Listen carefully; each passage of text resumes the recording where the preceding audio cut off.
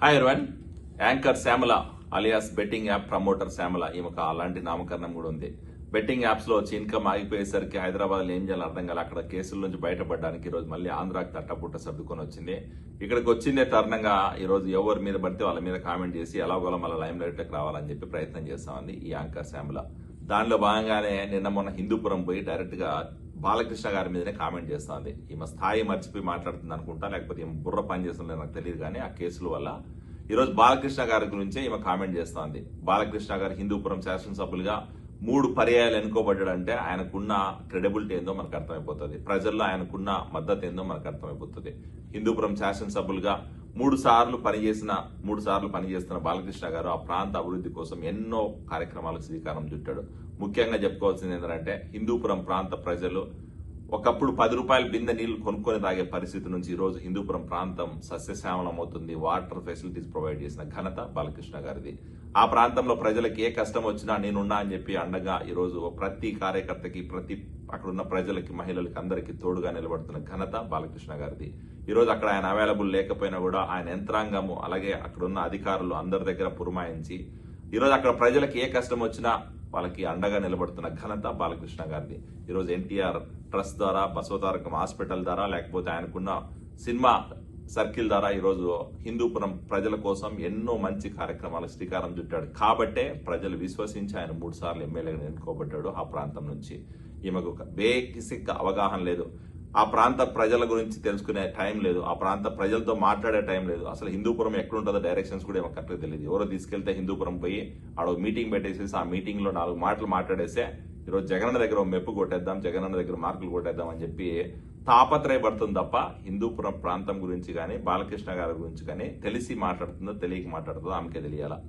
ఇదే శ్యామల బాలకృష్ణ గారి ఇంటర్వ్యూ కోసం ఎన్నిసార్లు కాల్ సీట్లు అడిగిందో, ఎన్నిసార్లు ఆయన కాలు పట్టుకుందో ఆమెకే తెలియాల.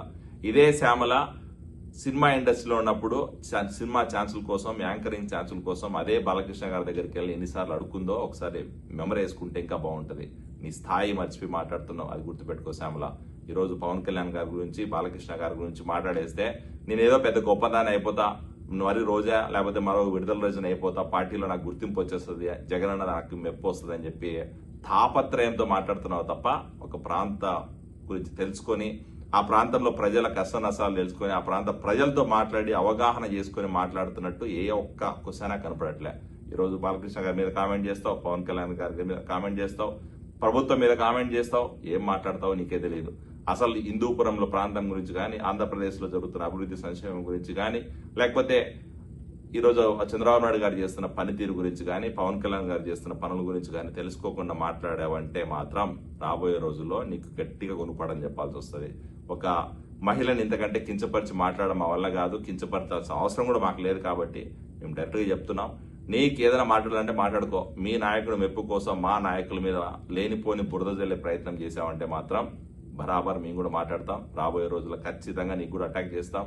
నిన్ను ఈ రోజు ఏదో బతుకుంటుంది, ఆ గురించి మనకు అవసరం లేదని చెప్పి మా నాయకులు, మా కార్యకర్తలు ఎవరు పట్టించుకోవట్లేదు. నువ్వు ఇంకా దిగజారి మాట్లాడి, నీ స్థాయి మర్చిపోయి మాట్లాడి, నీకు మాట్లాడే అర్హత ఏ క్వశ్చన్ లేదు. ఈరోజు బాలకృష్ణ గారు చేసిన మంచి పనుల్లో ఒక 5% పనుల్లో నువ్వు చేసిన ఘనత నీకు లేదు. సినిమా ఇండస్ట్రీని వాడుకున్నది డబ్బుల కోసం, బెట్టింగ్ యాప్స్ ప్రమోట్ చేసింది డబ్బుల కోసం, ఈరోజు రాజకీయం చేస్తున్నది కూడా డబ్బుల కోసం. నువ్వు చేసే రాజకీయం అంతా కూడా నీ స్వార్థ ప్రయోజనాల కోసం తప్ప ప్రజల కోసం కాదని చెప్పి అందరికీ తెలుసు. మాట్లాడే ముందు ఒకసారి వెనక ముందు ఆలోచించుకొని మాట్లాడు. నీ స్థాయి ఏందో తెలుసుకొని మాట్లాడు. మాట్లాడుతున్న మనిషి గురించి తెలుసుకొని మాట్లాడు. ఆ ప్రాంతం గురించి తెలుసుకొని మాట్లాడు. ప్రజల దగ్గర డేటా తీసుకొని మాట్లాడు. అంతేగాని ఇష్టం వచ్చినట్టు నోరు జారి మాట్లాడావంటే మాత్రం ఖబర్దార్ శ్యామల.